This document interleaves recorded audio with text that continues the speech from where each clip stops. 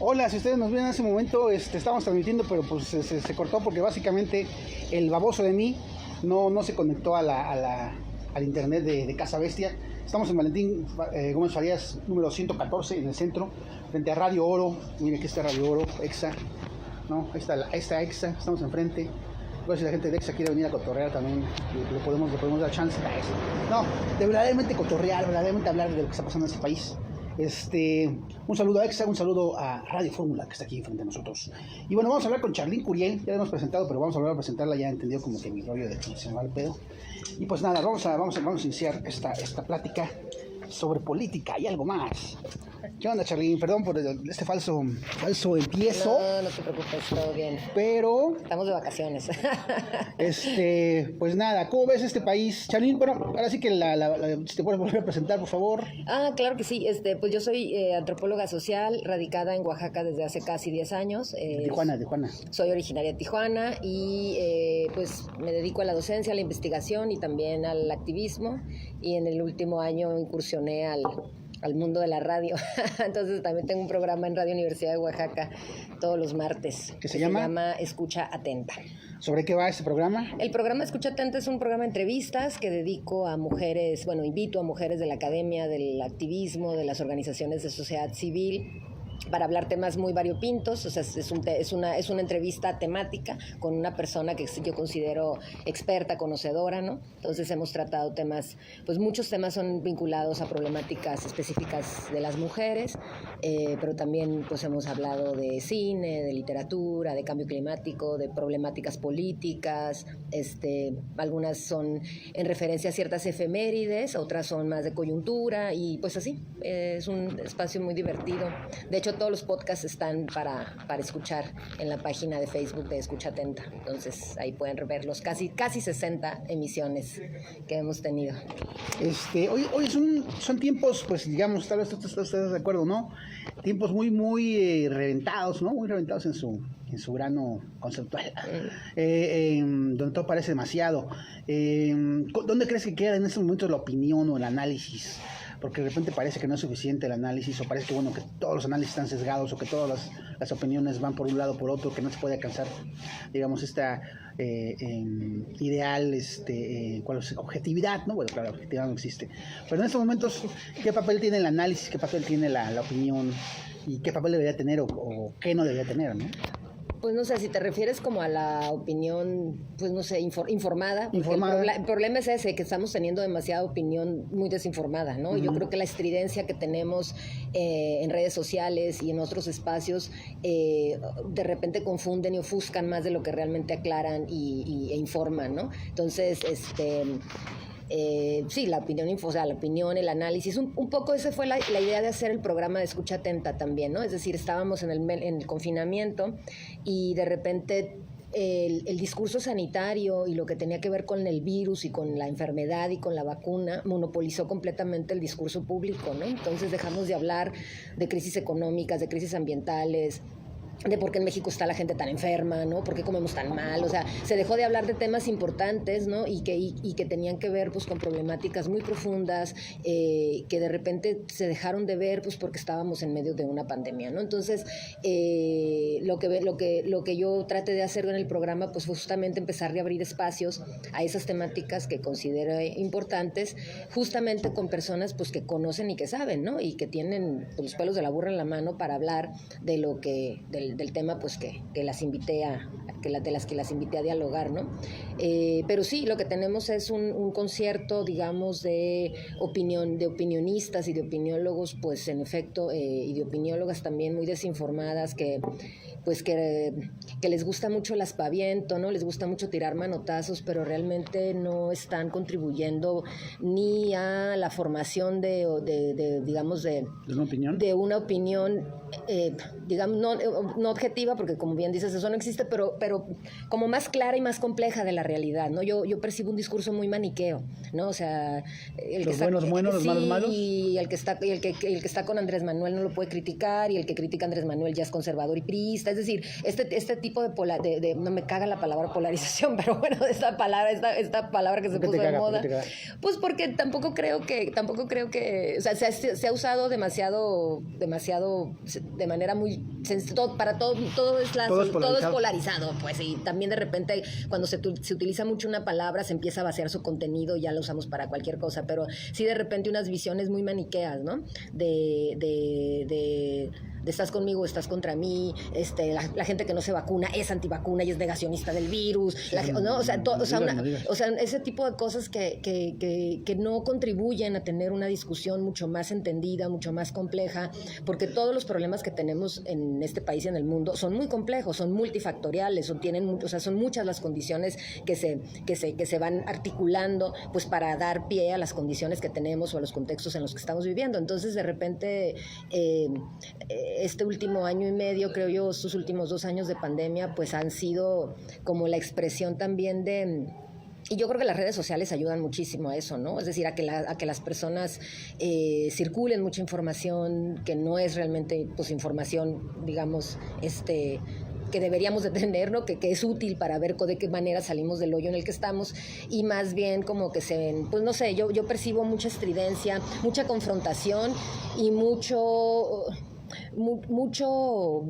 odio injustificado, ¿no? Es decir, el opinionismo contra la migración, contra las mujeres, contra el feminismo, contra los chairos, los fifís, es decir, una serie de odios injustificados en donde la gente termina insultándose, gente que no se conoce y no se ha visto en su vida y jamás se va a ver, termina insultándose en las redes sociales, ¿no? Entonces, yo creo que nos habla de un momento en el que hemos dejado de escuchar, ¿no? Hemos dejado de escuchar y solo escuchamos, pues, lo que la gente cree que es lo que es, ¿no? Esta producción como de verdad, como si fuera una cosa, un monolito, ¿no? Esta es la verdad, ¿no? Y la tengo yo, ¿no? Y solo los que la dicen y la repiten, los quiero escuchar, y a los demás no, porque son una bola de pendejos. Entonces, la verdad sí es, no sé, o sea, sí pone triste.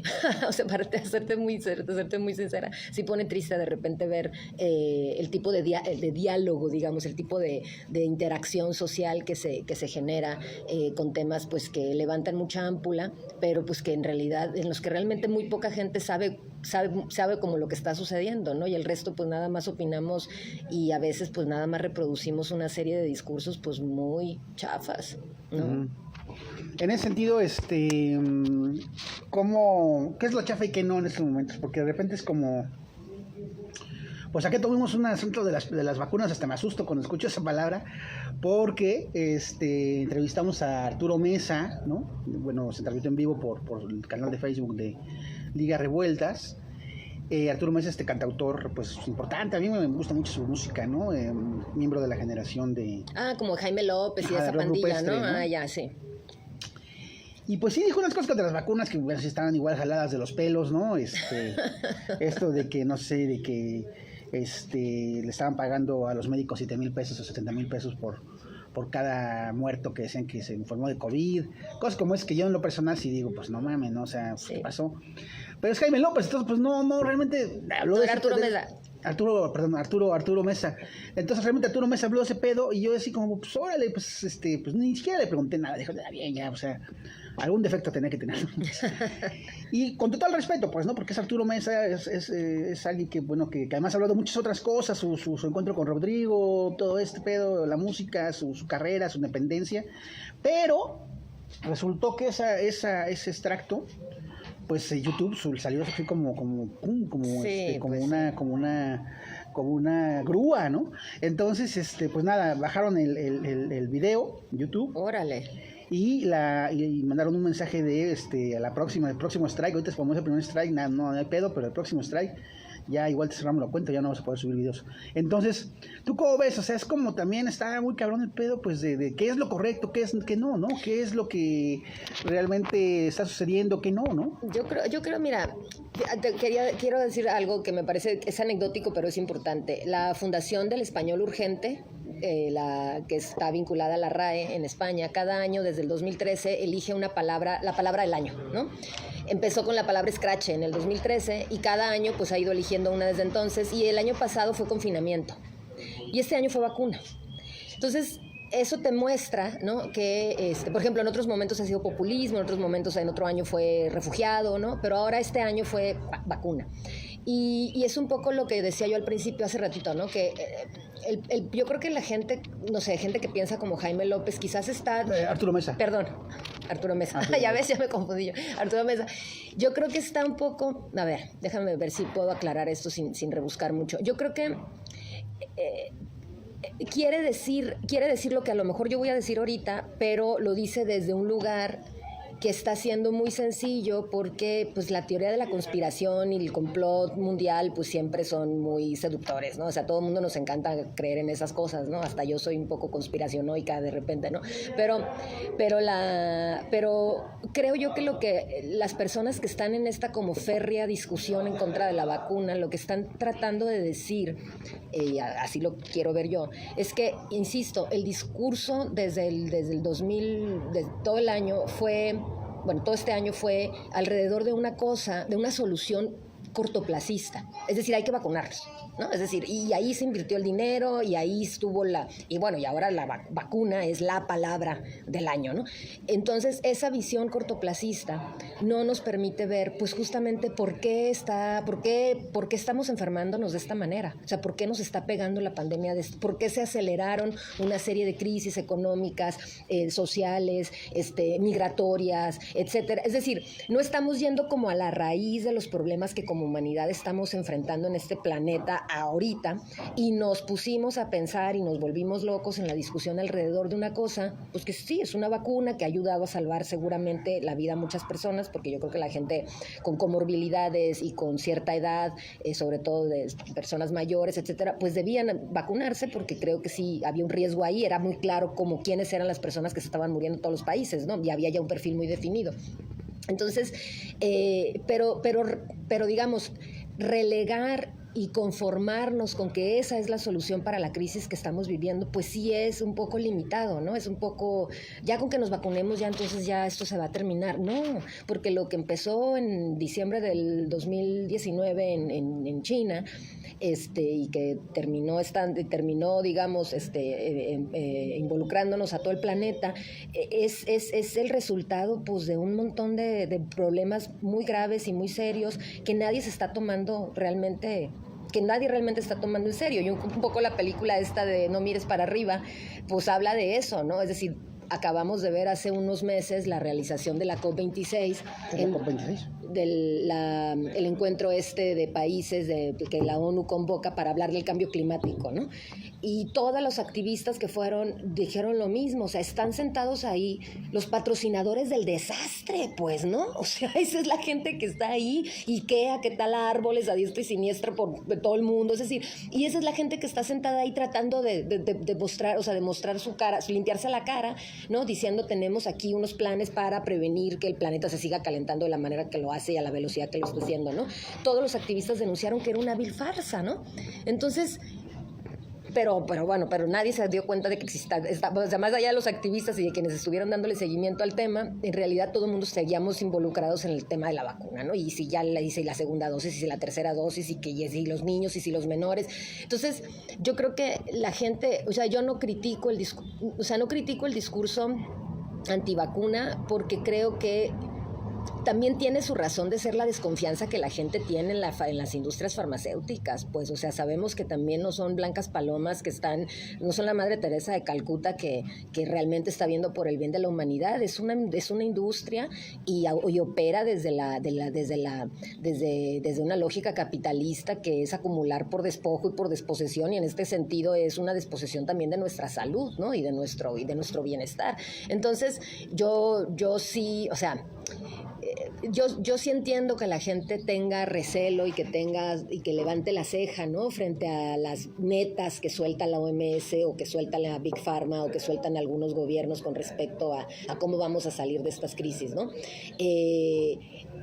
Y bueno, pero el problema con la gente que trae el discurso antivacuna es que luego se cruza con otros discursos, pues por ejemplo en Europa, de súper extrema derecha, ¿no? Es decir, ahora resulta que los que estaban marchando en contra de la vacuna y de la obligatoriedad de la vacuna, pues es la gente más fascista de los neofascismos europeos en estos momentos, ¿no? Entonces es un poco, es una cosa muy demencial ver cómo de repente alguien que está luchando por el derecho al libre tránsito en realidad es una persona que apoyaría un partido político que criminaliza la migración, ¿no? Pero en esas histerias estamos ahorita. O sea, esa es un poco la histeria en la que estamos viviendo en todas partes. Sí, está cabrón, ¿no? La histeria, nivel de histeria pero con la histeria, ¿cómo? O sea, ¿la histeria es posible como transformarla en claridad a estas alturas? ¿O es parte de sobre la histeria? En la histeria es donde tenemos que empezar a resolver las cosas. Pues, no, o sea, yo creo que sí hace falta un poquito más de estridencia, ¿no? O sea, de manotazos en la mesa, pero más bien para exigir que ya se pongan a hacer las cosas en serio, ¿no? O sea, es decir, esta no va, ya lo han dicho muchas científicas y científicos del mundo, esta no es la primera pandemia del milenio, o sea, ahí vienen más y van a ser por otros virus, bacterias o qué sé yo. El calentamiento global está promoviendo pues obviamente el derretimiento de los polos, y cuando los polos se derritan y como se están derritiendo, van a empezar a liberar un montón de microorganismos con los que la humanidad jamás ha convivido, ¿no? Entonces ya se prevén una serie de enfermedades y de cosas catastrofales así que van a suceder porque nos estamos portando muy mal, ¿no? O sea, estamos haciendo, no todo el mundo, y no, hay que tener mucha claridad también de que cuando hablamos de la crisis del antropoceno y este tipo de cosas, hay que... ¿Qué es la crisis del antropoceno? El antropoceno es como la era, así se le llama desde los años 70, me parece, como a esta era en la que vivimos, pero que está, digamos que hay una certeza de que el impacto ambiental tiene como causa la actividad humana, ¿no? Es decir, en otros momentos el planeta ha vivido catástrofes que vienen que de un meteorito, que qué sé qué, ¿no? Ahora sabemos que los desastres ambientales y las consecuencias ecológicas que estamos viviendo tienen que ver con nuestra actividad humana, ¿no? Con la explotación de recursos, con el uso de las energías fósiles, o sea, todo este tipo de cosas, ¿no? Que hacemos en nuestra vida cotidiana, ¿no? Manejar autos, consumir cosas en envoltorios de plástico, todo eso, ¿no? Comer animales en exceso, etcétera, nos tiene ahora en esa crisis del antropoceno, ¿no? Eso le llaman un poco las filósofas de la ciencia y así. Entonces, bueno, esta crisis del antropoceno pues tampoco le corresponde realmente a todo el mundo por igual, es decir, son los países más industrializados y más capitalistas quienes pues tienen buena parte de la responsabilidad. Tenemos a Estados Unidos, ¿no? Y las economías emergentes, ¿no? La India, ¿no? Que se está convirtiendo en un país hiperconsumidor y también productor de basura, por ejemplo, ¿no? Entonces, no es lo mismo, o sea, no le vas a endilgar la responsabilidad de estas crisis a un país como Haití, ¿no? Igual que en la misma medida que se la puedes endilgar a un país como Alemania, ¿no? Es decir, no tiene su capacidad de consumo no tiene ninguna comparación. Entonces, y el capitalismo tampoco opera igual en un lugar como Burkina Faso que como en Estados Unidos, ¿no? Entonces, pero el problema es que no estamos viendo esos matices, ¿no? No estamos viendo esas particularidades, y pues ahí sí tenemos un broncón, porque un poco como la película esta nueva de No mires arriba, Don't Look Up, pues yo sí, la película a lo mejor pudo no haber gustado a mucha gente, creo yo, pero yo leí una crítica muy mala que le hicieron en The Guardian, pero la verdad sí retrata muy bien el tipo de ánimo con el que las personas están, pues, o sea, como en la indiferencia y en la banalización de las cosas que nos suceden, ¿no? Entonces aquí están anunciando que viene un meteorito, un cometa, no sé qué, que se va a estrellar contra la Tierra, y a todo el mundo le causa muchísima gracia. Y lo mismo pasa cuando hablas de calentamiento global, o sea, las personas que saben de estos temas, yo entrevisté a una chava de Yucatán, la única mexicana que está en el grupo de especialistas de la ONU en calentamiento global, y me decía ella, no, o sea, no te puedes imaginar lo serio que es esto, o sea, de verdad estamos hablando de algo súper serio. Y el gobierno mexicano no tiene a nadie. Desde su gobierno no hay una oficina asignada para tratar temas que tienen que ver con cómo contribuir a alentar este proceso, ¿no? Entonces, sí, o sea, al contrario, estamos haciendo una refinería, ¿no? O sea, eso es lo que estamos haciendo. Entonces, sí, o sea, yo ahí sí veo el negacionismo, para que veas, ¿no? O sea, si no el negacionismo de no existe el virus, sino el negacionismo en ver la realidad como la tenemos, ¿no? Ver la catástrofe en la que estamos viviendo en todos los sentidos, de violencia, de inseguridad, económica, etcétera, y mejor hacer un meme, ¿no? O sea, esa es nuestra reacción en consecuencia, ¿no? Es decir, hacemos un meme o nos burlamos de las personas que se lo toman en serio. En ese sentido, ¿cómo ves a Oaxaca, a la Oaxaca tan política hoy en día, tan precandidatos, precandidatas, candidatos, candidata, ¿no? Embajadores de la buena voluntad de la 4T en Oaxaca? ¿Cómo ves, en general, tienes 10 años viviendo en Oaxaca? ¿Cómo has visto, cómo notas políticamente, cómo definirías al Estado para alguien que viene pues, de otro lugar, ¿no? Mira, yo la verdad a mí siempre, o sea, desde muy joven me interesó mucho como la onda de la política. Yo leí El Proceso cuando era muy joven y así, ¿no? Y la verdad que no porque tuviera yo ningún partido político, ni mucho menos, no tengo afinidad con ninguno, pero me interesaba, ¿no? Porque me indignaba, obviamente, me indignaba la injusticia, me indigna, ¿no? Me indignaba, ¿no? La corrupción, ¿no? Que el PRI robando a diestra y siniestra, o sea, me indignaba, entonces me interesaba. Pero tengo un buen de años que sinceramente la política partidista es la política que menos me interesa. O sea, yo veo una crisis ahí tan fuerte también en los partidos políticos. O sea, el PRI y el PAN son indefendibles por los cuatro costados, pero pues bueno, con lo que lleva Morena 3 años, pues ya nos dijo de qué está hecho, ¿no? Y la verdad también para mí no es una decepción porque yo nunca aposté por este partido, pero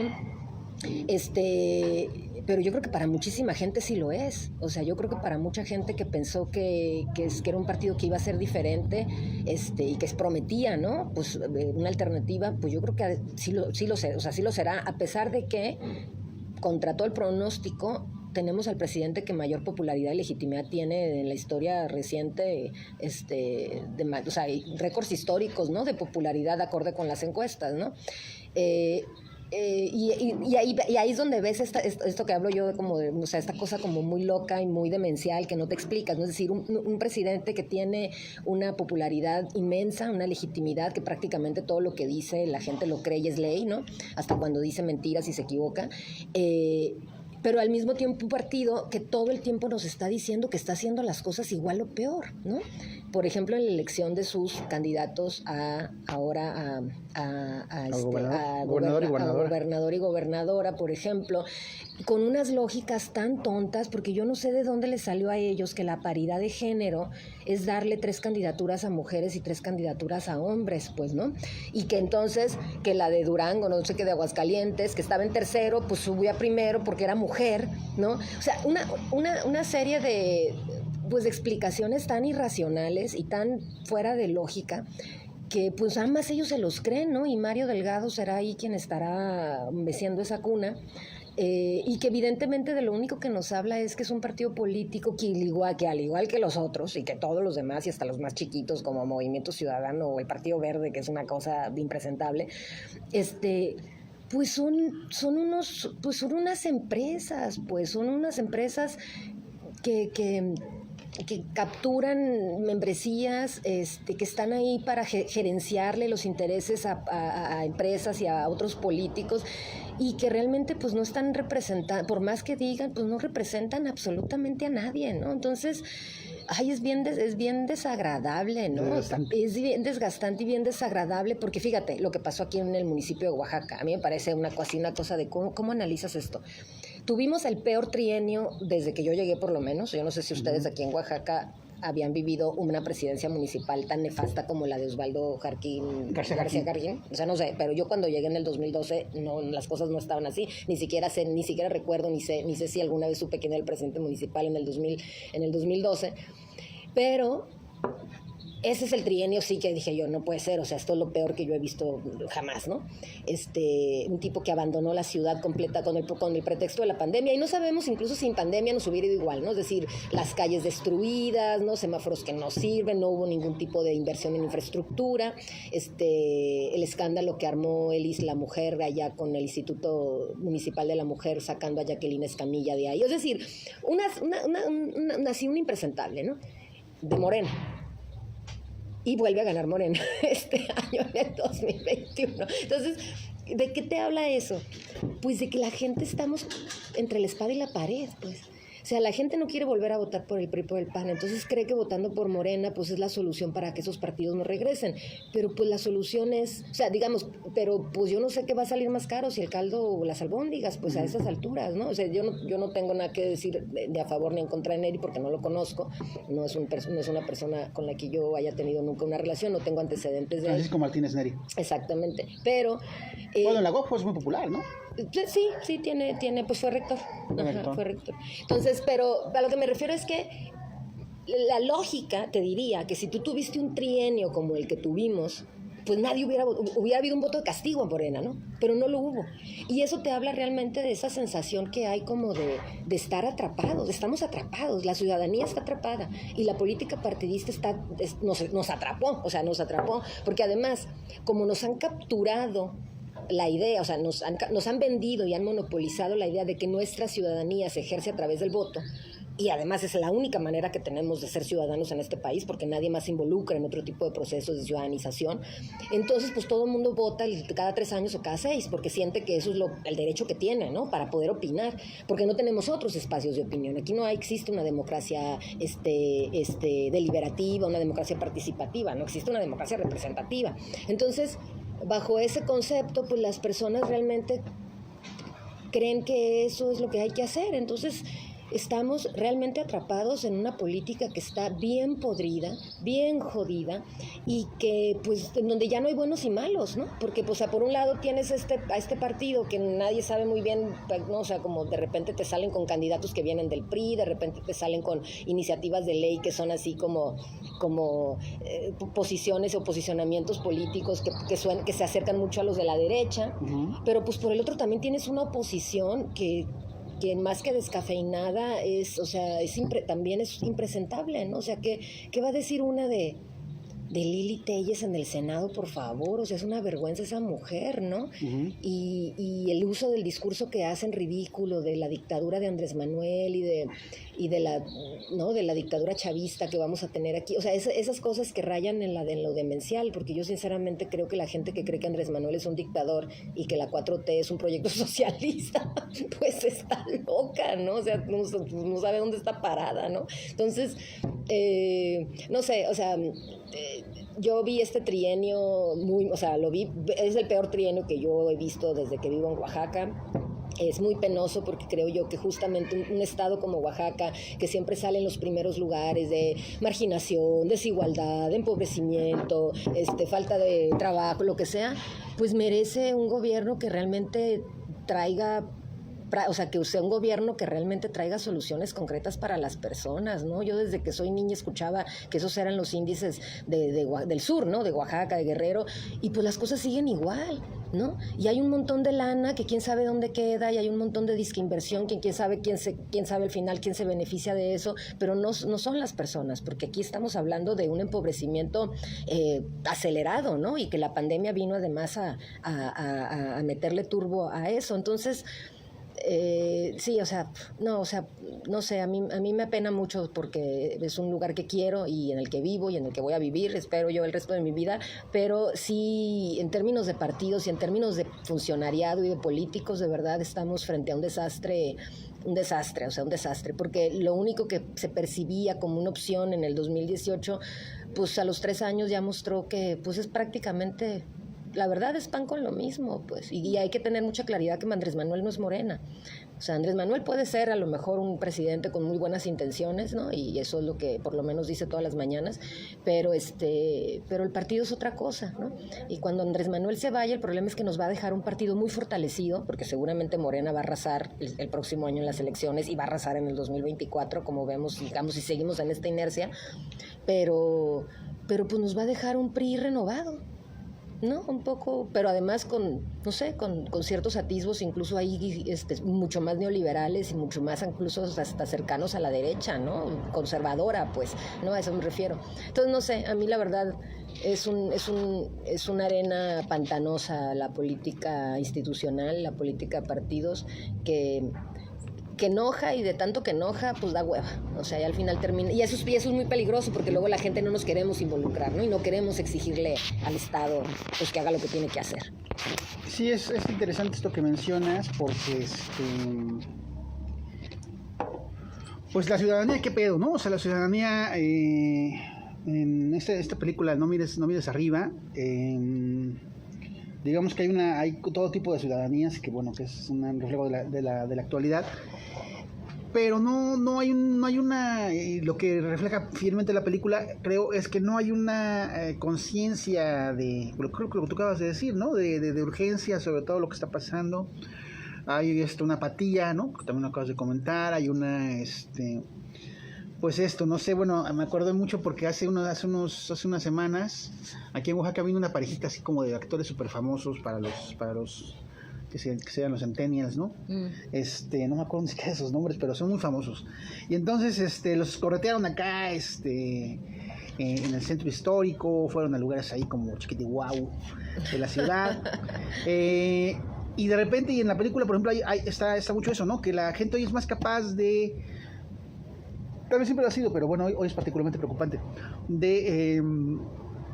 de enrolarse en el sino de una pareja de famosos que rompen y que regresan, que en el caso de la película, pues de distinguir que hay un meteorito que viene a matarnos a todos.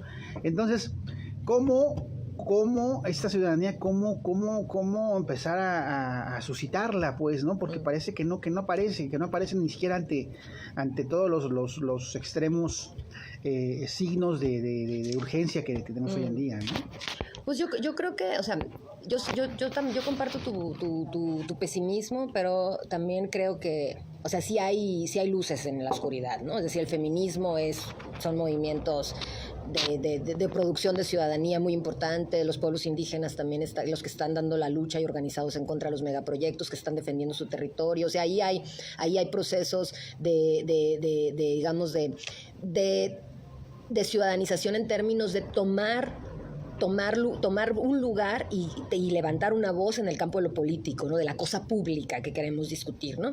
Y de lo que está mal, ¿no? Y señalar lo que está mal y proponer además soluciones y tener propuestas, ¿no? Yo creo que en ese sentido tenemos luces con, pues insisto, el movimiento indígena, los movimientos indígenas, los movimientos ambientalistas o en defensa del territorio, los movimientos feministas, y pues hay mucha gente que está organizada, ¿no? Y eso también hay que tomarlo en consideración. Y eso son maneras distintas de ciudadanizarse, porque no necesariamente tienes que estar interpelando al Estado todo el tiempo, ¿no? Porque justo habemos quienes ya perdimos toda la fe en eso, ¿no?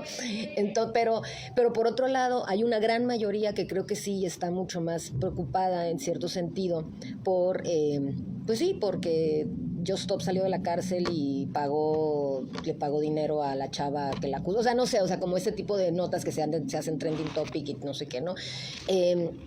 Pero, no, o sea, yo no juzgaría, o sea, es decir, creo yo que no es, o sea, la cultura política que tenemos y el tipo de burocracia que el Estado mexicano ha producido y el tipo de respuesta y de alternativas que nos dan, pues explica de manera muy bien que la gente se aleje, ¿no? Es decir, que no se interese en lo que, ¿no? En lo que pasa, y que si alguien, es decir, aquí pasan cosas como, por ejemplo, nos enteramos que un funcionario se robó, pues aquí, ¿no? Osvaldo García Jarquín dejó sin sueldo y sin salarios y sin aguinaldos al personal del municipio, ¿no? 200 millones de pesos, ¿no? Es lo que dicen que no está. Alguien 400, de hecho. 400. Bueno, en otro lugar del mundo, esa persona ya estaría detenida, pues, ¿no? Ya estaría detenida y ya estarían investigando, pues, qué onda, o sea, dónde está ese dinero, quién se benefició, dónde están esas empresas fantasmas, quién te facturó, es decir, como haya sido el chanchullo. No hay nada. Yo no escuché a nadie diciendo que hay una investigación, que hay un proceso, que se le va a... Bueno, le van a hacer una auditoría, dijo Neri. No, pero, o sea, más allá de eso, pues no, es decir, era para que hubiéramos salido todos los ciudadanos de esta ciudad, valga la redundancia, a apoyar a la gente del municipio en sus tomas de calles y en sus bloqueos. Eso debimos haber hecho, la verdad, eso debimos haber hecho. Pero pues no, o sea, ¿y por qué no? O sea, no es tan fácil decir, es que la gente ya es indiferente y es huevona y que no se quiere comprometer. Las personas tienen que sobrevivir.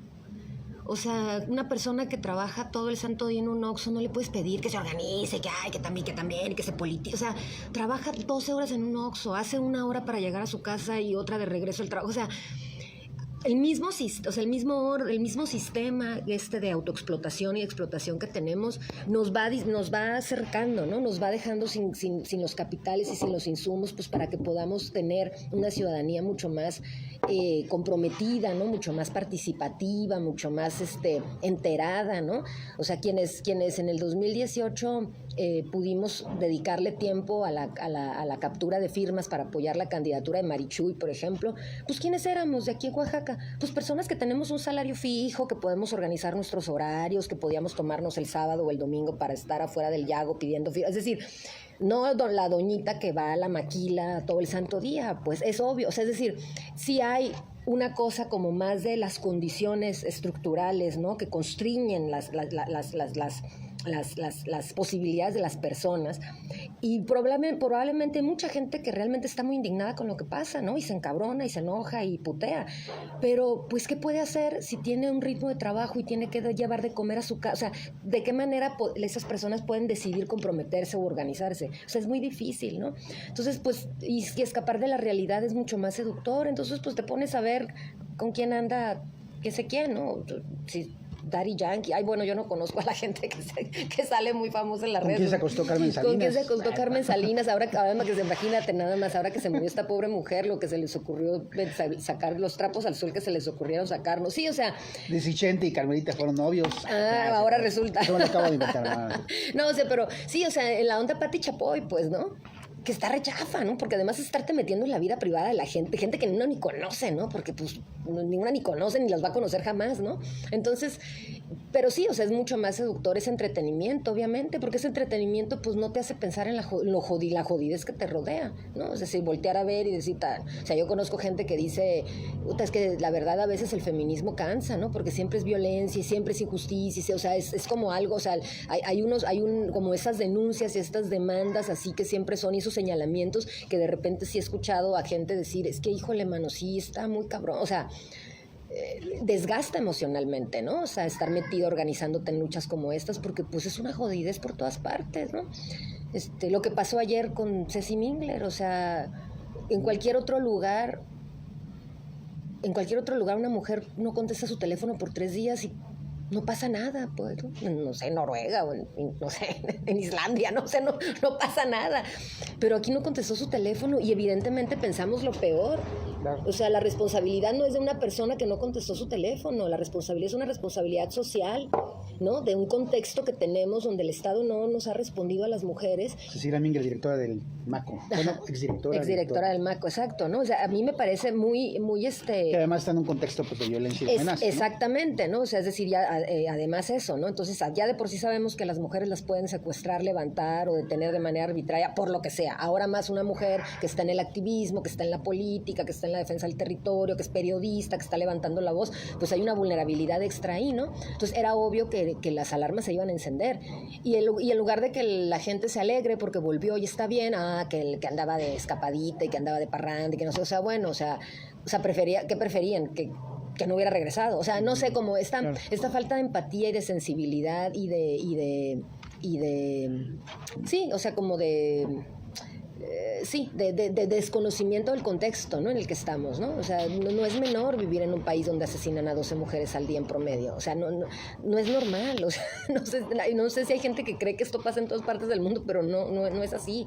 Entonces, yo creo que, pero eso es lo que eso desgasta mucho emocionalmente, ¿no? Entonces, pues por eso hay muchas personas pues que no se acercan, no se organizan, no impulsan, no participan, no les interesa si su ciudadanía es de baja intensidad o de alta intensidad o defectuosa o completa. O sea, no son preguntas que se hacen porque pues implica, en efecto, en un país como este implica pues que nosotros tengamos que tomar mucha parte de la responsabilidad, de la corresponsabilidad con el Estado para tratar de sacar al buey de la barranca, y pues la gente no tenemos, entre que no hay tiempo y entre que no hay interés y entre que pues hay quienes también ya se acomodaron, ¿no?, en medio de la barbarie. O sea, evidentemente si estamos en los niveles de inseguridad y violencia que tenemos es porque hay quien sí está ganando de esto, ¿no? Entonces, no sé, o sea, sí es muy complicado el tema de esto de cómo hacemos que las personas normales de a pie, los simples mortales, tratemos de incidir un poco más en la cosa pública, ¿no? Es decir, yo pienso, por ejemplo, ahora con el tema del presidente municipal de Oaxaca. O sea, a los 3 años nos dimos cuenta que no había 400 millones de pesos. ¿Por qué no se nos ocurrió en el 2019 ir a preguntar dónde estaba la inversión, qué estaba haciendo con el dinero? O sea, ¿por qué no hubo un grupo de ciudadanos organizados para fiscalizar, ¿no? A ver, danos cuentas, ¿no? Una solicitud de información, ¿qué estás haciendo con nuestro dinero? Yo creo que es un ejercicio muy válido que podríamos hacer como ciudadanía, irle a pedir a los gobiernos municipales, no nada más en Oaxaca, o sea, en todo el país: oye, ¿qué estás haciendo con nuestro dinero? ¿No? Infórmanos y muéstranos lo que estás haciendo. Pero pues a nadie se nos ocurre, ¿no?, ir a pedir cuentas. Nada más nos enteramos pues cuando la catástrofe ya está y este güey ya está prófugo, ¿no? O sea, ya no está prófugo, todavía no lo bueno, nada. Pero anda aquí en Oaxaca. Pues quién sabe dónde quién sabe dónde andará. No creo que se ande paseando por la ciudad. ¿Quién sabe? Pues. Está tan demente que igual sí. Bueno, esa es otra cosa también que yo creo que, hablando de política, algo que ha llegado a un límite escandaloso en el siglo XXI es el cinismo. O sea, tenemos un cinismo. O sea, porque creo que este señor hasta incluso pretendió ser precandidato a la gobernatura, sí. Se lanzó. O sea, por lo menos él mismo se echó la porra, o sea, después del desastre de la ciudad todavía consideró, la última neurona que tenía le dio para considerar que podía ser elegible como candidato a la gobernatura. O sea, sí, o sea, el cinismo en su máxima expresión, o sea, si no, ¿cómo se llama eso, no? Y eso es algo también muy como muy del siglo XXI, ¿no? Es decir, porque no veíamos esto en los políticos de la vieja guardia, ¿no? O sea, te avergonzaba ser ¿no? Que te señalaran como patán, como ladrón, como corrupto, no, ahora no. Ahora parece ser que es lo de hoy, ¿no? El cinismo. O sea, dejar a mi hermano, ahora quiero meter a mi esposa. O sea, el caso emblemático ahorita, creo yo, es el gobernador de Tamaulipas, ¿no? O sea, cabeza de vaca, que es una cosa así que una no puede creer que haya un personaje como ese gobernando además un estado como ese. Pero pues el cinismo, rampante y sonante. En ese sentido, hablando ya del tema del feminismo, ¿tú en qué momento empiezas a considerarte feminista y por qué? Uy, Rodrigo, esa pregunta es una pregunta existencial. Yo creo que hay 3 momentos diferentes, fíjate. Uno es mi acercamiento muy temprano a la obra de Sor Juana Inés. Otro va a ser tener un reconocimiento de las violencias hacia las mujeres que tenemos en todas las familias, ¿no? Y que eso indigna y bueno, sí, eso indigna y enfurece, y es algo que no queremos que suceda, ¿no? Darnos cuenta que en nuestras familias hay violencia contra las mujeres, o que hay historias, ¿no? Es que la abuela, la bisabuela. Y por otra parte, a mí algo que creo que sí fue un punto de inflexión muy importante, ya en términos como de asumirme y de militar y de ser activista, fue cuando empiezan a suceder los asesinatos en Ciudad Juárez. 1992, 1993. Pues ¿Tú vivías en Tijuana? Yo vivía en Tijuana, y algo que me parecía que era prácticamente inminente era que Tijuana se iba a convertir en algo como Juárez, porque tenemos características muy similares. Estamos en la frontera, hay un corredor maquilador, hay un montón de población flotante, teníamos, cada quien tenía su cártel de la droga, entonces había condiciones como para que Tijuana se convirtiera en una cosa como Juárez en 1992, 93. Y creo yo que una colaboración que hice con un documental, el primer documental que se hace sobre las mujeres asesinadas en Juárez, que es el documental de Lourdes Portillo. Señorita Extraviada. ¿Tú colaboraste? Yo le hice a Lourdes Portillo todas las transcripciones de las entrevistas que ella realizó para el documental.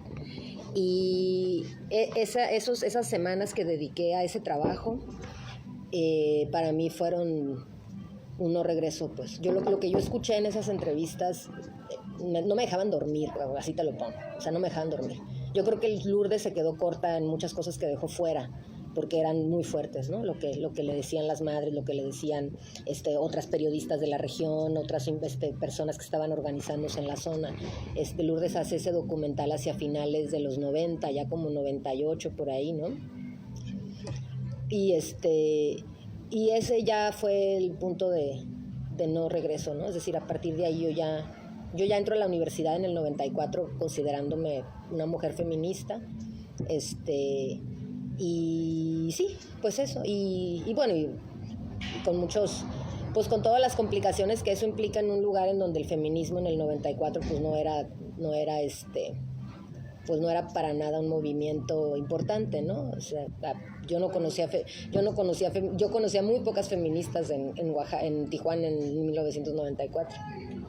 Me acuerdo haber escuchado alguna vez a Alejandro Páez Varela, el periodista, que hablaba sobre que también lo que sucedió en Juárez, bueno, porque él es de Juárez, ¿no? Y se le preguntaba, ¿no? Se le cuestionaba, pues, ¿qué onda con esto? ¿Cómo lo vivió? Y él decía como que eso también a la vez encendió al país, pues, ¿no? O sea, este nivel de brutalidad y de complicidad de gobiernos, ¿no? Pues algo que ni siquiera, o sea, una matanza que ni siquiera es que haya parado, pues, ¿no? Y que tampoco se supo bien a bien quiénes eran responsables o cuántos eran responsables o qué clase de grupos eran responsables, cuáles eran los mecanismos de estos grupos, ¿no? Hay incluso películas, ¿no? Donde se dice que, bueno, que los responsables eran gente de Estados Unidos que cruzaba la frontera para matar mujeres, que también estaban mezcladas la industria del cine snuff, ¿no? Que en ese momento estaba como muy de desafortunada moda.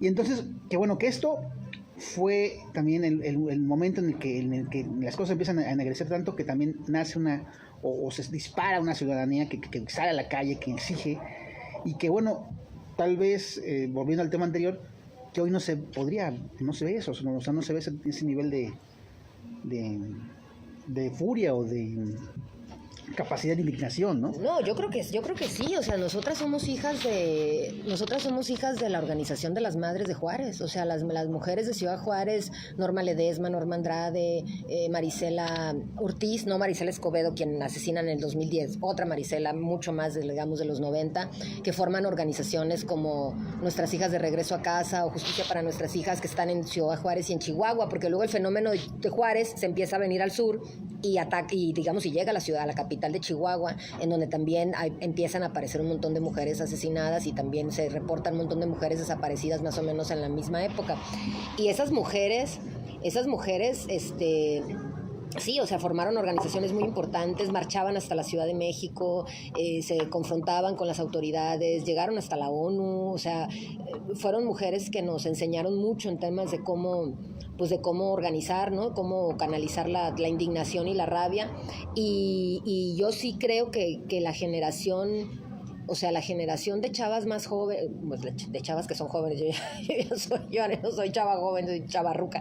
No, de las chavas jóvenes que ahorita salen a las calles a manifestarse y que lo hacen además de una manera muy estridente, muy contundente, son chavas que nacieron en el siglo XXI, pero que nacieron en un país en donde saben que sistemáticamente se asesina a las mujeres. O sea, ellos no conocen otra cosa, no tuvieron una infancia diferente, pues, ¿no? Yo por lo menos todavía en los 70s, en los 80s no escuchaba que a las mujeres las mataran en ninguna parte de este país, ¿no? De esas maneras y con esa sistematicidad. Estas chavas que tienen ahorita 20 años nacieron en un país en donde eso sucede, ¿no? Y después del 2006, pues la cosa se puso peor, porque lo que pasó es que, como dijo Rita Laura Segato hace poco que vino a la Ciudad de México, pues México se juarizó, ¿no? O sea, el fenómeno del feminicidio, pues no hizo más que extenderse, ¿no? O sea, no se contuvo como un... Juárez no terminó siendo el paradigma nada más, sino que al final, después del 2006, con la guerra, con la pseudoguerra contra el crimen organizado, pues lo que tenemos es un fenómeno extendidísimo, ¿no? En donde pues ya no sabemos ahorita quién es el estado con mayor índice de feminicidio, pero pues Oaxaca sí en los últimos años ha estado entre los primeros lugares, junto con, no sé, Sinaloa, el Estado de México, obviamente, ¿no? O sea, yo creo que sí hay mucha rabia, Rodrigo. Yo creo que sí hay un proceso, hay una serie de procesos de organización muy interesantes. Las chavas nos están mostrando una capacidad de gestionar espacios, de generar redes, de estrategias de apoyo, de acompañamiento. Yo soy una gran admiradora de las jóvenes feministas, así de calle, ¿no? O sea, de las que salen a las marchas el 8 de marzo y el 25 de noviembre y el 28 de septiembre y que acuerpan a las madres que tienen una hija desaparecida o que tienen una hija asesinada. Yo creo que ahí hay hay movimientos que no hay que despreciar. Y yo creo que eso es un gran error de este gobierno, ¿no? Es decir, que Andrés Manuel no ha tenido el tacto ni la inteligencia para entender que si él quiere una sociedad justa, igualitaria, redistributiva, no violenta, llena de abrazos y no de balazos, pues el feminismo puede ser un gran aliado, porque es exactamente lo que queremos nosotras, ¿no? Pero por alguna manera se le metió entre ceja y ceja, ¿no? Que no, y al contrario, ¿no? Nos acusa de neoliberales y bueno, ya sabes las bolas de cosas que dice. Alguien que desconoce, obviamente, por ejemplo, la historia de las mujeres de los años 90, ¿no? De las mujeres que se empiezan a organizar por lo que está pasando en Chihuahua, ¿no? O sea, decir que el feminismo o que el movimiento es algo de ahora, de su gobierno, que sale en el 2018, pues es desconocer una lucha y una historia reciente. No estoy hablando del feminismo de los años 70, sino un feminismo muy reciente que tiene que ver justamente pues con demandas en torno a la violencia, ¿no? La violencia extrema y la violencia hacia las mujeres. Pero pues sí, decidió que no quiere ser nuestro aliado, o sea, esto lo decidió él, y porque hay muchas feministas en su movimiento, ¿no? Hay muchas feministas que votaron por él y que lo apoyaron, feministas, o sea, Olga Sánchez Cordero es feminista, por ejemplo, ¿no? Feminista liberal, pero es feminista. Sin embargo, él decidió que no... Pero yo creo que Olga Sánchez Cordero es más fifí que feminista, ¿no? Pues, digo, también hay feministas fifís, ¿no? El feminismo ahorita es también una cosa, digo, de difícil definición, ¿no? De difícil definición. Y pero yo creo que, digamos, el gran error, creo yo, bueno, yo veo varios errores en el gobierno digo, por eso para mí, yo no sé qué significa la 4T, pero para mí no significa lo que se supone que tiene que significar, que es una transformación, justamente por el hecho de que decidió que su principal enemigo es el feminismo, decidió que otro de sus enemigos son los pueblos indígenas organizados en contra de los megaproyectos, y decidió poner en el centro de un proyecto político a las Fuerzas Armadas. Y a mí la militarización siempre me da mucho miedo. O sea, en un continente como este, a mí que los militares tengan tanto poder, a mí me da miedo, me aterroriza, de hecho. Entonces, pues sí, y ahí están las feministas también poniendo el dedo, ¿no? En esas cosas, ¿no? En el tema de la militarización, en el tema de los megaproyectos. Entonces yo creo que hay mucho, ahí te digo, hay luces, muchas luces. Y yo creo que si no estuviera esos movimientos feministas, y lo digo en plural porque son muy plurales y muy diversos, pues estaríamos peor, oye. De la división. ¿La división? Sí, mira, me pones en un predicamento porque obviamente es muy complicado hablar de o sea, yo no voy a hablar del movimiento en Oaxaca porque no voy a hablar pero en general creo que la historia del feminismo como movimiento social es una historia de desencuentros también, ¿no? Yo creo que hay que ser muy claras que el feminismo no hay una homogeneidad de pensamiento. Tenemos el histórico confrontación entre las mujeres abolicionistas de la prostitución y quienes quieren que las mujeres tengan derechos y la prostitución sea considerada un trabajo. O sea, eso es una, por ejemplo, una cosa así, ¿no? Que todavía la seguimos las abolicionistas y quienes están en el tono de los derechos y del reconocimiento al trabajo, etcétera. Está el tema de las personas trans. O sea, están las personas del feminismo que decide que es separatista y que no quiere reconocer, ¿no? a personas con un sexo biológico, digamos, masculino, pero quieren autodeterminarse como mujeres, pues no hay un reconocimiento como a estos sujetos con identidades disidentes, ¿no? Por llamarlos de alguna manera.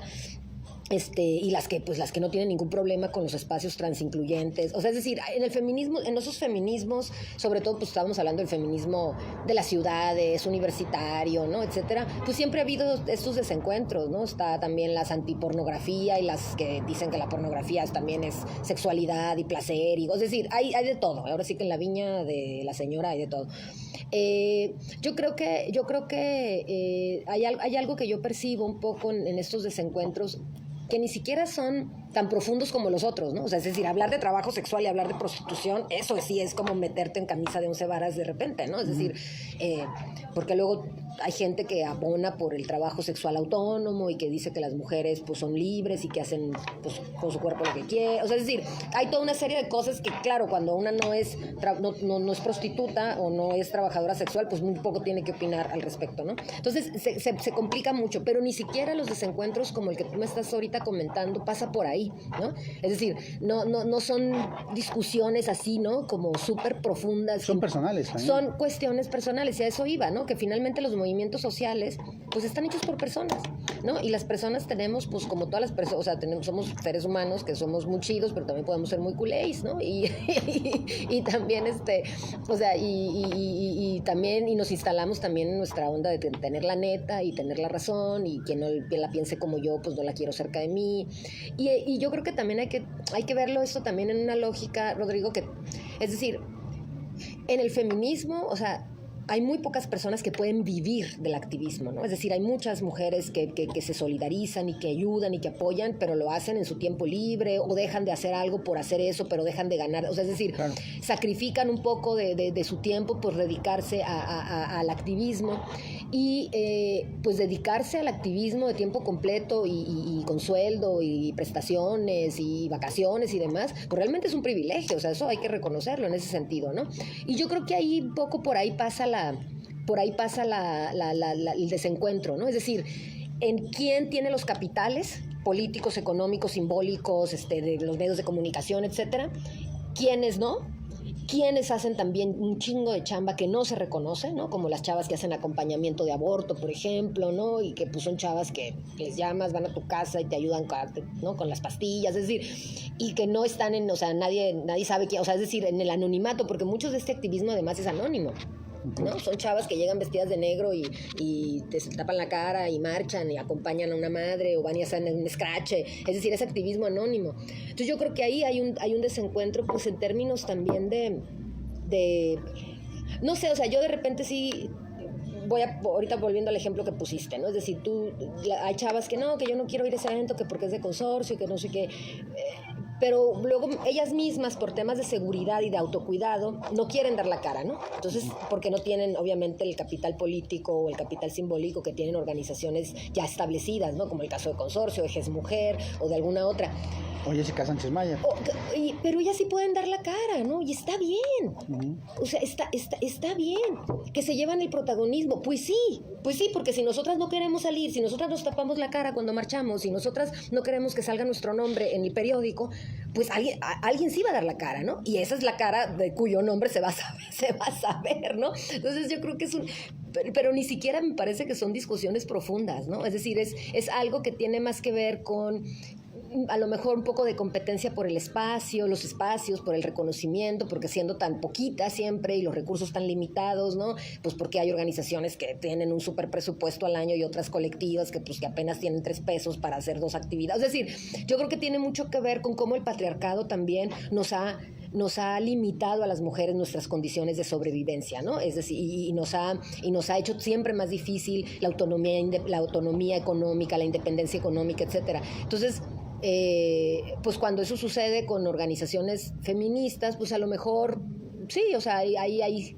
sospechas, ¿no? Con quién estarán amarrando, ¿no? De quién son amigas, ya pactaron con el gobernador, o sea, ¿no? Pero yo creo que también eso es muy, pues es como muy, no sé, es como parte de estar en ese tipo de espacios, ¿no? Pasa lo mismo con los movimientos indígenas, ¿no? ¿Qué está haciendo Adelfo Regino en el INPI? Pues nada, ¿no? O sea, dejó a la gente valiendo pepino, ¿no? Entonces, y pues sí, ahí hay los indígenas que están con el Estado y los indígenas que están en contra del Estado, ¿no? Es decir, lo mismo es un poco acá, ¿no? Yo creo que buena parte también del desencuentro entre algunas, digamos, vertientes del feminismo tiene mucho que ver con la interlocución. Las organizaciones de la sociedad civil establecidas interlocutan con el Estado, le exigen al Estado, quieren que el Estado se ponga a hacer su trabajo, lo que ellas consideran es su trabajo. Y hay otras colectivas que no quieren nada con el Estado, o sea, están por la autogestión, están por la autonomía, o sea, su ruta es otra, ¿no? Entonces no tienen o sienten que no tienen nada que irle a pedir al Estado o exigirle al Estado, ¿no? Entonces, no sé, yo creo que también es importante reconocer esas... y también hay una cuestión de edad, Rodrigo, ¿no? Es decir, estamos hablando de feministas que tienen más de 40, 45, 50 años y estamos hablando de chavitas de la prepa también, ¿no? O sea, estas del Cobao que se superorganizaron para señalar a sus agresores adentro de las prepas. O sea, esas chavas pues tienen que 16 años, ¿no? Ni mayores de edad son, pues, y ya están metidas, pues ya están organizándose. Entonces, ahí esta cuestión también de edades y de generaciones, lamentablemente pues no permite a veces establecer puentes, ¿no? De comunicación y de entendimiento, pero pues yo creo que es parte también como de la formación política, ¿no? En algún momento pues caen los 20, no sé. No, pues sí, está muy interesante esta plática. Llevamos que como 2 horas. No, ¿de verdad? No, ¿qué hora es? No, son las 3. Son las 3. Ya. No, pues no, podemos seguir platicando, pero yo creo que básicamente los temas que hoy nos preocupan es la articulación, ¿no? Que ya tal vez ya hemos venido hablando todo el tiempo de eso, pero sí como por ejemplo, yo tengo una polémica con Lalo Aragón, que es la persona con la que hago luego esta onda en el Café Revueltas, que es sobre hasta qué tiempo, qué sentido, hasta qué registro uno es reaccionario y hasta qué registro la persona que dice que es reaccionaria es también un reaccionario. O sea, ¿qué es reaccionarismo hoy en día? ¿Qué es ya el exigir o no exigir? ¿Qué es el defender? Por ejemplo, Andrés Manuel López Obrador bajo el argumento de que pues con el PRI estaríamos peor, cuando en Oaxaca pues parece ser que ya hasta los mismos morenistas ya dijeron, no, pues ¿cuál PRI? O sea, ya no hay pedo, aquí ya tenemos nuestro PRI, ¿no? De aquí para adelante, o sea, no necesitamos extrañar ningún tipo de ente del pasado. Entonces, la articulación, en estos momentos, ¿a ti cómo te suena esa palabra? ¿Cómo te suena el empezar a pensar en ella?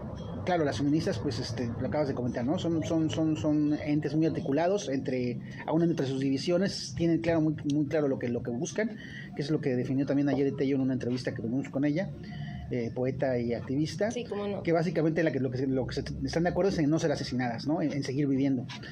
En ese sentido, como sociedad, así ya más macro, el diagnóstico, cómo empezar a movernos entre nosotros mismos, entre nosotras mismas, esa palabra de articularnos, o sea, cómo visualizarlo, cómo realmente darle cabida a nuestras vidas, ¿no? Yo creo que es muy difícil pensar en el acto de articularnos cuando vemos una tendencia, no quiero decir que así es, ¿no? Pero vemos una tendencia a la falta de sensibilidad y de empatía por el otro, ¿no? Es decir, cada vez nos interesa menos lo que le pasa a los demás, ¿no? Nada más hay que ver los comentarios, por ejemplo, en las redes sociales en contra de las caravanas migrantes, ¿no? En contra de las personas que están tratando de cruzar a nuestro país o de que cruzan y lo quieren atravesar para llegar a la frontera o ya quedarse. Hay gente que se quiere quedar aquí, o sea, que está peor de donde viene, o sea, uno no puede ni siquiera imaginarse. Los haitianos en Tijuana, ¿no? Ya le hicieron chamba de cajeros del Oxxo a los haitianos. Hay una comunidad haitiana que llegó, ellos llegaron en la caravana del 2018, no, antes, la del 2016 me parece.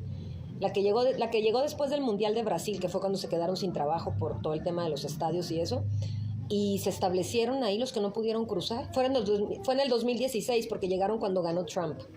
Y ya Trump desarmó un acuerdo que había, tengo entendido que había una suerte como de convención que Estados Unidos podía recibir refugiados por desastres climáticos o desastres naturales, y Haití venía de un superterremoto, recordaremos eso, ¿no? Entonces los haitianos creían que iban a poder solicitar esa condición de asilo, ¿no? Y no pudieron y se quedaron en Tijuana. Entonces ahora tenemos unos haitijuanenses, ya se llaman haitijuanenses. Para mi sorpresa, la verdad, fue un recibimiento muy, pues sí, muy cálido, la gente reaccionó muy bien a su presencia y pues ahora tenemos una comunidad haitiana y ahora un montón de gente aprende a hablar francés. Pero bueno, volviendo a tu pregunta, ¿no? Es decir, ¿cómo pensar si hay una tendencia? No digo que todo el mundo, no digo que todos estemos instalados en ese lugar, pero sí hay una tendencia a la falta de sensibilidad por la otra persona, por el sufrimiento ajeno, ¿no? Sí, o sea, no hay empatía, no hay la posibilidad de ponernos en los zapatos de la otra persona que está sufriendo, que viene de una condición desventajosa, ¿no? Y nos hemos comprado este modelito que es súper neoliberal, de que las cosas que las personas logran y tienen son por sus propios méritos, ¿no? Entonces esta onda así tipo ¿cómo se llama? La influencer esposa Mariana Rodríguez, ¿no?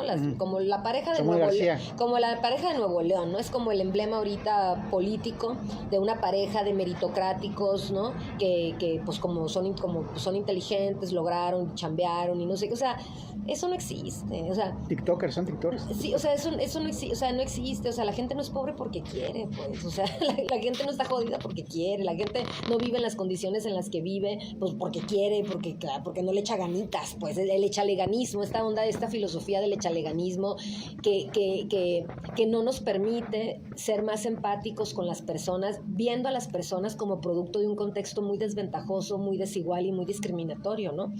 O sea, vivimos en un país en donde 70 millones de personas no pueden pagarse la canasta básica alimentaria, no se la pueden pagar. Pero también vivimos en un país en donde tenemos uno de los hombres más ricos del planeta, ¿no? O sea, digo, yo sé que es un lugar común decirlo, pero digamos más desigualdad que esa, o sea, ¿dónde, no? Entonces, esta falta de esta filosofía neoliberal, ¿no? De que aquí el que le do it yourself y tú échale ganitas y no sé qué, y pues la gente, y casualmente en México además toda la gente morena, o sea, la gente morena en general es la gente que está más empobrecida, ¿no? Entonces, o sea, además hasta biologizamos el discurso, ¿no? Es decir, pues porque es morena es pobre, ¿no? No, es pobre porque es morena. Entonces, sí, o sea, es muy difícil pensar en esta palabra de la articulación cuando no hemos sido capaces de mantener, porque yo creo que hubo un tiempo en el que la humanidad lo tuvo, pero ahora ya no hemos podido mantener, ¿no? En una lógica hiperindividualista, hiperconsumista, en donde eres lo que compras, eres lo que tienes, eres la marca de zapatos que te pones, de coche que manejas, de celular. Pues es bien difícil pensar en la articulación cuando no eres capaz de ver al otro con empatía, ¿no? Con su sufrimiento, aunque tú tengas el privilegio de no tenerlo, o si lo tienes, pues saber que hay otra persona que lo vive igual que tú, ¿no? Y pues qué podemos hacer juntos, justamente articularnos para esto, para lo otro, para organizarnos, para echarnos la mano, Entonces, yo creo que sí hay muchas experiencias de articulación. Lo que pasa es que son a niveles muy micros, ¿no? O sea, las mujeres, por un lado, las comunidades LGBT, que también hay una organización poderosa alrededor de las identidades sexuales y del reclamo de derechos, los pueblos indígenas, o sea, yo creo que sí hay articulaciones, ¿no? Fíjate, estoy pensando, te digo, es una tendencia, ¿no? Esta del hiperindividualismo y de la falta de empatía y de no sé qué, pero tampoco te explicas que en un país como donde el Estado prácticamente se retiró de sus obligaciones, ¿no? De educación, salud, etcétera, pues la gente sobrevive. Y sobrevive porque está articulada, ¿no? Es decir, la señora que tiene que salir a trabajar, le deja sus chamacos a la vecina un par de horas en lo que llega su hermana, o sea, es decir, hay una serie de estrategias cotidianas, ¿no? De la vida cotidiana que le permiten a la gente, pues, salir adelante, crecer a sus hijas e hijos en las condiciones que tienen, mandarlos a la escuela. O sea, es decir, ¿por qué? Pues porque echa mano de la mamá, de la prima, de la vecina, de la hija de no sé quién, que llega, o sea, es decir, esa articulación no hay que perderla de vista y está ahí, forma parte de lo que garantiza la reproducción social, ¿no? Entonces, no sé, o sea, ¿cómo ver? Ahora, yo creo que más bien la pregunta quizás es cómo esa articulación puede trascender, digamos, digamos... Un asunto social. Que la intención no sea la sobrevivencia, vaya, ¿no? Que la intención no sea articularnos para la sobrevivencia, para tener algo de comer, sino para poder incidir en la cosa pública y poder, pues, en efecto, reclamar lo que nos corresponde. La chuleta pública, como la llaman. Sí, o sea, la chuleta pública y reclamar lo que nos corresponde como ciudadanía, ¿no? Como personas que habitamos un país, que pagamos impuestos y, pues, que luego no los vemos, ¿no? Porque no hay guarderías, porque no hay escuelas de tiempo completo, porque no hay hospitales para personas con discapacidades, porque no hay asilos en buenos estados para los adultos mayores. O sea, creo que la pandemia nos dejó muy claro la crisis de cuidados que tenemos en este país, en quién recaen, ¿no? De los cuidados de las otras personas, ¿no? Y incluso gente de la clase media alta, por ejemplo, de la academia, pues volviéndose loca dentro de su casa con sus hijos y con todo y su educación y con todo eso, resulta que los hombres no mueven un dedo, carajo, ¿no? O sea, y eran las pobres mujeres que te daban clase virtual y atendían a un hijo que tenía la clase virtual también, o sea, y luego hacían de comer, o sea, porque los hombres no, o sea, entonces eso también tiene que cambiar, ¿no? Eso tiene que cambiar y cómo digamos mover esas y cómo salieron adelante, pues articulándose, obviamente, pidiéndose favores, echándose la mano entre ellas, etcétera, ¿no? Entonces, cómo pasar como de la articulación para la sobrevivencia, de garantizarse la reproducción social a el espacio de lo público, de exigencia, de pedir cuentas, de sacar a un gobernante cuando no nos convence medio. A mí me parece que la idea de la revocación de mandato es una gran idea. Yo sinceramente no entiendo, sí entiendo, ¿no? Pero, o sea, la lógica estúpida del INE y de la oposición de oponerse a que haya un ejercicio como ese. O sea, a mí me parece, yo no voy a votar, ni porque se vaya ni porque se quede, porque sinceramente a mí me da lo mismo, pero sí me parece muy legítimo que en un país democrático nosotros tengamos la posibilidad a un año y medio de la gestión de alguien decirle si se queda o se va, porque es calificar su trabajo, ¿no? O sea, si no está sirviendo para nada, el que sigue, o sea, pues no vuelas, porque si no estamos manteniendo 6 años a un gobernador, 3 años a un presidente municipal, o sea, y no pasa nada. Yo creo que es un gran ejercicio para una sociedad que se jacta de ser democrática, tener la posibilidad de elegir que un gobernante se quede todo su periodo o lo interrumpa porque no está haciendo las cosas bien.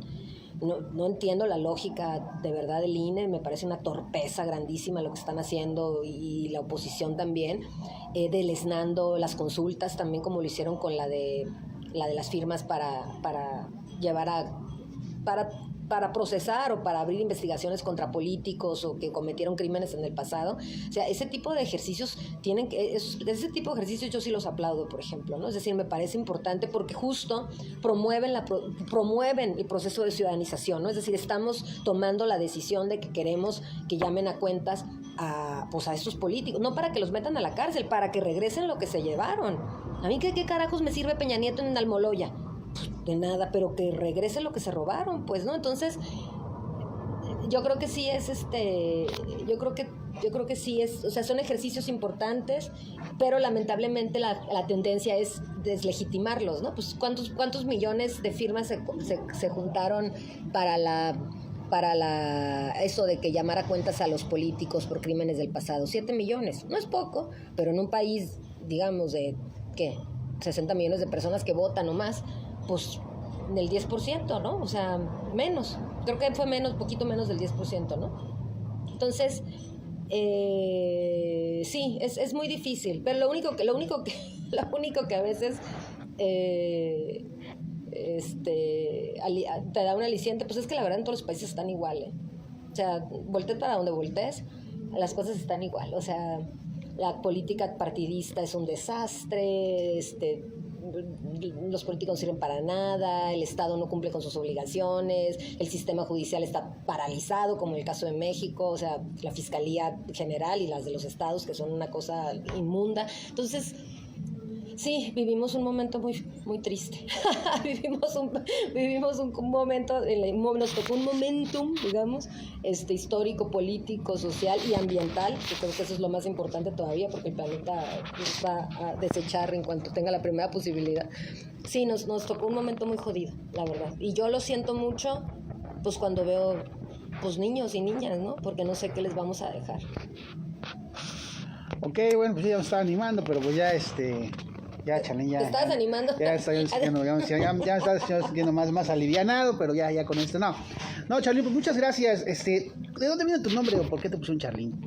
Yo me llamo Charlene porque una hermana de mi papá le hizo una lista de nombres de mujer a mi mamá.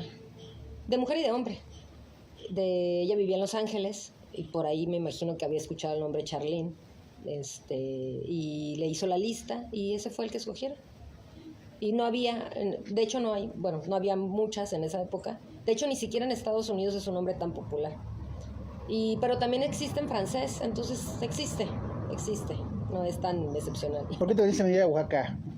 ¿Por qué Oaxaca? Bueno, desde Tijuana siempre me parece como está. Bueno, yo de Tijuana me salí hace 20 años, ya 21 años que no vivo en Tijuana. Estuve en otras partes, estudié, hice la maestría, pero establecí una relación, desde que estaba en Tijuana yo establecí una relación con la población migrante mixteca. Uh-huh. Entonces, por medio de un trabajo que tenía, pues acompañaba ahí algunos procesos de organización y me tocó ver la fundación del Frente Mixteco Zapoteco Binacional, o sea, momentos importantes del movimiento migrante, ¿no? Me tocó verlos gracias a que trabajaba yo con una investigadora muy conocedora de estos temas y ya ese vínculo con la comunidad migrante mixteca, pues me trajo a la Mixteca de aquí. Entonces yo vine acá a realizar mi trabajo de tesis de maestría y mi trabajo de tesis de doctorado. Lo hice en un pueblito municipio que se llama San Miguel Tlacotepec, muy cerca de Juztlahuaca, a unos kilómetros de Juztlahuaca. ¿Y qué te trajo de Oaxaca? ¿Por qué te quedaste? Pues la verdad es que yo terminé aquí por el trabajo. La UAP abrió una convocatoria, se concursó una plaza, me la gané. No, yo no conocía yo a nadie en la universidad, o sea, no tenía contactos ahí, nunca había ido ni siquiera a la universidad. Y pues ya, de repente acá terminé. ¿Hay esperanza para Oaxaca? Es decir, Oaxaca es un estado, pues sabemos que es político, aunque parece que de repente no tanto, pues sabemos que esto es como muy social, aunque de repente parece que no tanto. Sabemos que es rebelde, aunque de repente parece que no tanto. Y en todo este escenario de lo que hoy hemos platicado tú y yo, pues se ha mencionado algo que es el extractivismo, ¿no? Que en Oaxaca ahorita está con todo y que además está también el tren transísmico, que es básicamente el estandarte de este extractivismo minero y pues contaminante, ¿no? Que va contra el entorno de las comunidades en un momento donde el calentamiento global pues es un asunto tan inevitable. Entonces, en ese sentido, ¿cómo es Oaxaca? ¿Le ves esperanzas en todo este pedo político, social, que se ha convertido su vida diaria?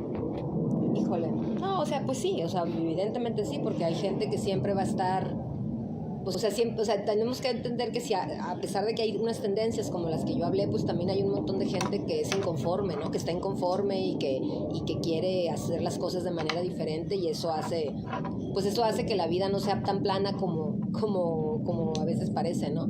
Y claro, no, yo creo que sí, o sea, ¿esperanza en qué sentido? Esperanza de, o sea, nosotros no tenemos esperanza, Rodrigo, o sea, estamos en medio de, o sea, no, o sea, esto ya se lo cargó el payaso, pues. O sea, lo único que podemos hacer es tratar de que nuestro contexto más cercano, inmediato, acuerpar apoyar luchas que consideramos legítimas y justas, oponernos cuando podemos hacerlo pues a este régimen de terror y a esta necromáquina, como le llama Rosana Reguillo, a esto que hemos producido, ¿no? Al narcoestado. Al narcoestado, pues sí, o sea, indignarnos, oponernos, pues sí, pero vaya, mientras no cambie lo de fondo, ¿no? Que es un modelo neoliberal, extractivista, que no tiene llenadero, ¿no? O sea, es muy difícil que cambien las otras condiciones, ¿no? Es muy difícil terminar con el patriarcado si no se termina con el capitalismo, es muy difícil terminar con el racismo si no se termina con el patriarcado y el capitalismo, es decir, es muy difícil desmontar un solo régimen de opresión, ¿no? Si no desmontas todos los demás, porque todos están articulados. Entonces, pues sí, o sea, esa es nuestra aspiración, pero pues sabemos también en nuestro corazón, es nuestra aspiración, pero sabemos en nuestra cabeza pues que la tenemos muy complicada, ¿no? O sea, los malos ganaron. Bueno. Bueno, ya, pues ya nos vamos. Bueno, pero no hay que, tampoco hay que pensar en aventarnos del primer balcón que veamos, o sea, nos tenemos que levantar de la cama todos los días y eso también es una inspiración, ¿no? Pues, o sea, si tuviéramos la vida arreglada, pues, qué aburrido, ¿no? O sea, pero sí es preocupante, o sea, sí vivimos un momento preocupante, pero pues ahora sí hay que echarle ganas, o sea, ahora sí que hay que echarle ganas porque pues si no, ¿qué hacemos, no? Tampoco nos podemos pasar la vida en el conformismo perpetuo, ¿no? Y en el cinismo y el nihilismo así de, bueno, así es la vida y no podemos hacer nada al respecto porque tampoco es verdad, sí podemos hacer cosas al respecto, la cosa es que las querramos hacer. ¿Cómo es el 2022? De la chingada. Ay, jole, pues... Prometedor en cuanto a todo lo malo que puede pasar. Pues yo veo que van a continuar muchas inercias. Seguramente Oaxaca se va a poner muy complicado porque va a haber elecciones y ya sabemos cómo se ponen esos ambientes de violencia política, etcétera, ¿no? Aunque ahora esta vez nada más se va a elegir a gobernador, ¿verdad? Ajá, entonces bueno, pues por lo menos nada más es un candidato, es un puesto. Yo en general veo como que vamos así, pues, o sea, vamos para ¿Hasta allá? Sí, o sea, ¿es como hasta allá? Sí, probablemente mejore el ánimo de la gente, a lo mejor con la cuarta dosis y ya que se sienta la gente muy reforzada y entonces, no sé, la verdad no sé qué tanta certeza y seguridad podamos tener de que va a haber un mundo sin pandemia, por ejemplo, ¿no? Algo que yo creo que no va a suceder. O sea, yo creo que de aquí a varios años nosotros vamos a seguir usando cubrebocas, estando en la histeria de sanitizar cosas, y muchas de estas cosas que están sucediendo y que además están permitiendo que en nombre del bien común y del bienestar de las personas, pues se instauren cierto tipo de sí, pues como de políticas. Estoy pensando en algunos países europeos, ¿no? En donde la gente no vacunada, por ejemplo, no puede salir de su casa, ¿no? O de que tienes que estar presentando en tu celular que tienes todo el esquema de vacunas para que te den un café en un bar, ¿no? O sea, algo que me parece absolutamente ridículo e impensable, ¿no? O sea, estamos generando ahora una discriminación entre las personas que decidieron vacunarse y quienes no decidieron vacunarse, ¿no? Entonces, si esto sigue creciendo, pues veo muy complicado el panorama para nuestra especie, la verdad. Yo sí estoy esperando el cometa. Yo estoy esperando el aerolito. Yo sí estoy esperando el meteorito. Meteorito. O sea, adoro la vida, pero hay veces que veo cosas que digo, ay, o sea, sí, ya, por favor, que llegue. Bueno, pues ya con estas buenas palabras de ánimo y de reflexión, nos despedimos. Charlene, ¿cómo titularías esta plática que hemos tenido? ¿Esperando el cometa? Esperemos el cometa. Esperemos el cometa juntos. Juntas. Muy bien. Pues muchas gracias. ¿Alguna última cosa que no se te haya preguntado? ¿Quieres comentar algo así como me aburrió sobremanera estar aquí? No. Muchas gracias por la invitación, por el espacio y pues nada, esperemos que la gente se entretenga un poco escuchando esta conversación, se divierta también. Quién sabe si la vayamos a subir a YouTube. Yo la verdad me está temblando la papada, ¿no? Por ese asunto de las vacunas. Ya no saben qué pedo, o sea, es que ya, pues cuáles son los criterios, ¿no? O sea, digo, sí, lo de lo que platicamos, lo de Don Mesa, pues sí estuvo pasado de lanza, se pasó de una lanza un poco, pero pues ya, o sea, ¿qué tal si nada, la pura mención de la palabra vacunas es así como ya, ya te quitamos la cuenta. En fin, Bueno.